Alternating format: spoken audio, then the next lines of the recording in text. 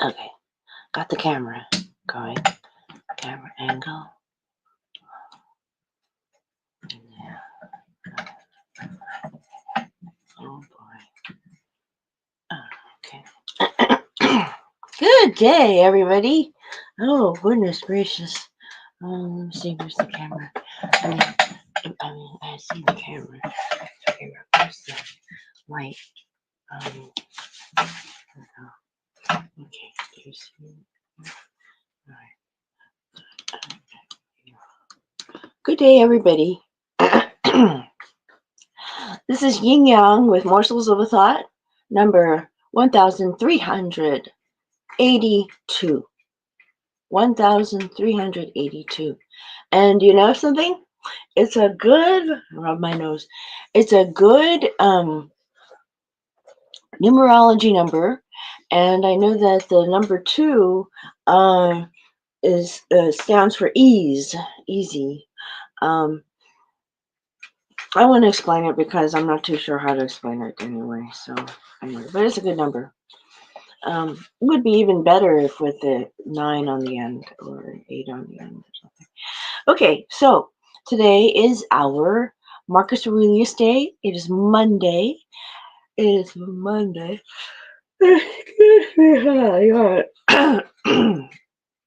You might be surprised to learn that I woke up and got up about 8 minutes ago. Record of getting ready. Yes, I have some kind of makeup on. I do, right? Okay. Other influences. Marcus Aurelius is often thought of and referred to as the quintessential Stoic. This is Marcus Aurelius' Meditations, translated by Gregory Hayes, Hays. Marcus Aurelius is often thought of and referred to as the quintessential Stoic, yet the only explicit reference to Stoicism in the Meditations 5.10 must be Book 5, number 10, is phrased in curiously distant terms, as if it were merely one school among others. The great figures of early Stoicism are conspicuous by their absence. Neither Zeno nor Cleanthes is mentioned in the Meditations, and Chrysippus appears only twice, quoted once in passing for a pithy comparison, Book 6, number 42, and included with Socrates and Epictetus in a list of dead thinkers, Book 7, number 19. This is not to deny the essentially Stoic basis of Marcus's thought or the deep influence on him exercised by later Stoic thinkers, mostly Epictetus. If he had to be identified with a particular school, that is surely the one he would have chosen. Yet, I suspect that if he asked, excuse me, Yet, I suspect that if asked what it was that he studied, his answer would have been not Stoicism, but simply philosophy. Mm. There is nothing surprising about this. The imperial period saw the development of a widespread ecumenical tendency in philosophy. Adherents of most of the major schools, the Platonists, Peripatetics, Cynics, and Stoics, preferred to focus on the points they shared rather than those that separated them. Not all the figures Marcus credits as influential on his own philosophical development were Stoics. Severus, for example, was a peripatetic. Peripatetic. Although authors like Seneca and Epictetus accepted the basic premises of the system developed by Zeno and Chrysippus, They showed no reluctance to borrow aphorisms, anecdotes, and argumentative strategies from non-Stoic sources. The Meditations follows a similar procedure. While built on a Stoic foundation, it also refers to and quotes a wide range of figures, both precursors of the Stoics and representatives of rival schools. Of the predecessors Marcus invokes, the most important is surely Socrates, the great Athenian thinker who had helped redirect philosophy from a preoccupation with the physical world to a focus on the role of man in society and the nature of human morality. Socrates himself wrote nothing. His teachings were transmitted and greatly elaborated on in the philosophical dialogues of his student Plato. Marcus quotes Plato repeatedly, especially in Book 7, and Socratic or Platonic elements can be discerned elsewhere too. One example is the so-called Socratic paradox, the claim that no one does wrong willingly, and that if men were able to recognize what is right, they would inevitably do it.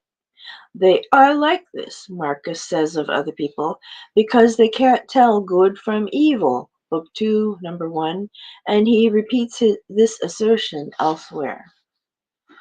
Socrates' character was as important as his doctrines.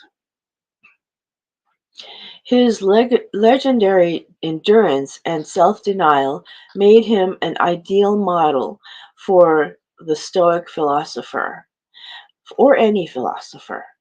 His refusal to compromise his philosophical beliefs led him to make the ultimate sacrifice when he was put on trial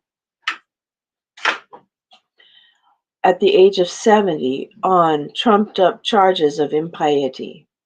His display of integrity at the trial and his comportment in the days leading up to his execution made it easy to view him as a forerunner of first-century Stoic martyrs like Thrasea Priorus, Thrasea Pietus, or Helvidius Priscus. And it is in this light that Marcus evokes him in Meditations, Book 7, number 66. Of Socrates' predecessors, the so-called pre-Socratic thinkers, the most important both for Marcus and the Stoics generally was Heraclitus, the mysterious figure from Ephesus in modern-day Turkey. I've been there. John Clark, you've been there too, I'm sure. Ephesus, whose Zen-like aphorisms were proverbial for their profundity and obscurity alike. Heraclitus's philosophical system ascribed a central role to logos and to fire as the primordial element. Both elements were naturally congenial to the Stoics and may well have influenced.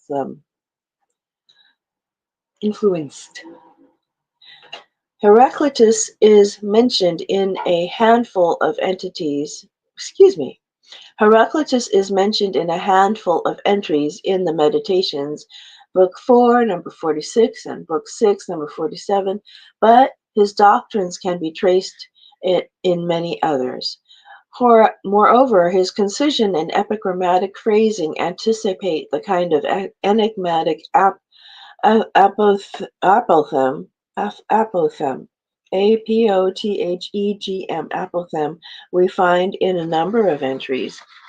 The fencer's weapon is picked up and put down again. The boxer's is part of him. That's Book 12, number 9. It is from Heraclitus that Marcus derives one of his most memorable motifs, that of the unstable flux of time and manner in which we move.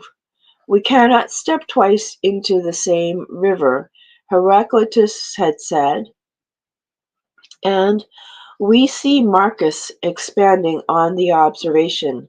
Time is a river, a violent current of events, glimpsed once and already carried past us, and another follows and is gone.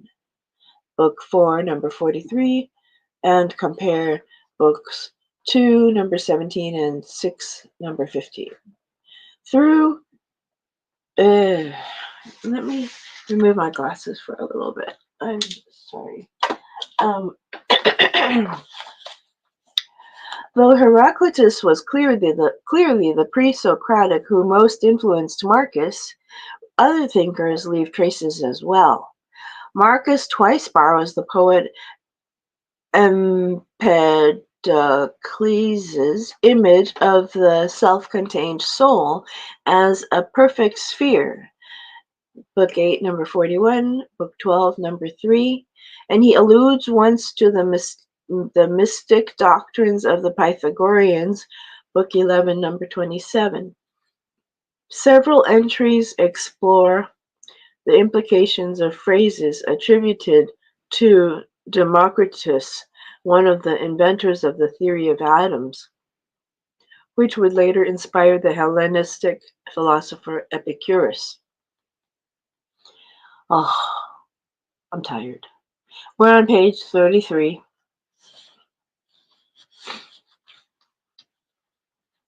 I'm going to stop here. Neither Heraclitus nor Socrates had founded a school. That's the next paragraph I'm going to read next time. Okay.